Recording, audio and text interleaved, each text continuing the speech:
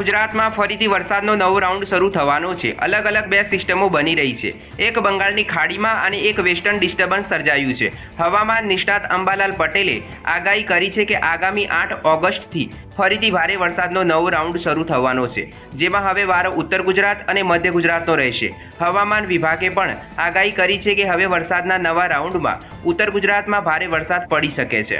મધ્ય ગુજરાતમાં ભારે વરસાદ આ રાઉન્ડમાં પડ્યો હતો, પરંતુ ઉત્તર ગુજરાત અને મધ્ય ગુજરાતમાં કચ્છમાં જ્યાં વરસાદ ઓછો નોંધાયો છે ત્યાં હવે 8 તારીખથી શરૂ થનારા રાઉન્ડમાં ભારે વરસાદ પડી શકે છે તેવી આગાહી અંબાલાલ પટેલ દ્વારા કરવામાં આવી છે। ઉત્તર ગુજરાતમાં ગાંધીનગર, સાબરકાંઠા, અરવલ્લી, મહેસાણા, પાટણ, બનાસકાંઠા તેમજ કચ્છમાં ભારે વરસાદની આગાહી કરવામાં આવી છે। આ વરસાદ ઉત્તર ગુજરાતમાં નદી નાળા છલકાવે તેવી સંભાવના પણ વ્યક્ત કરવામાં આવી રહી છે। તો સાંભળીએ હવામાન નિષ્ણાત અંબાલાલ પટેલને। ઓગસ્ટ માસમાં 2 ગ્રહણો, સૂર્ય અને ચંદ્ર ગ્રહણો વૈશ્વિક હવામાનમાં પડતો લાવવાની શક્યતા રહેશે। ભારતનું હવામાન એ ભારતનું પોતાનું હવામાન નથી।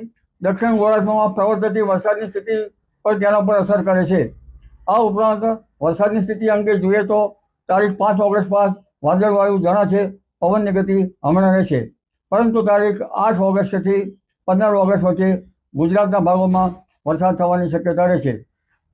બંગાળ ઉપસાગરનો ભેજ, અરબ સાગરનો ભેજ ઉત્તર ભારતમાં રહેશે। ઉત્તર ભારતમાં અને ઉત્તર ભારતના ઉત્તર પૂર્વીય ભાગોમાં થઈને લગભગ મધ્યપ્રદેશના એડજોઇન્ટ ભાગોમાં વરસાદ થવાની શક્યતા રહેશે। ઉત્તર ગુજરાતના ભાગોમાં વરસાદ થવાની શક્યતા રહેશે। કેટલાક ભાગમાં 2 ઇંચ 3 ઇંચ તો ક્યાંક 4 ઇંચ જેવો વરસાદ થવાની શક્યતા રહેશે।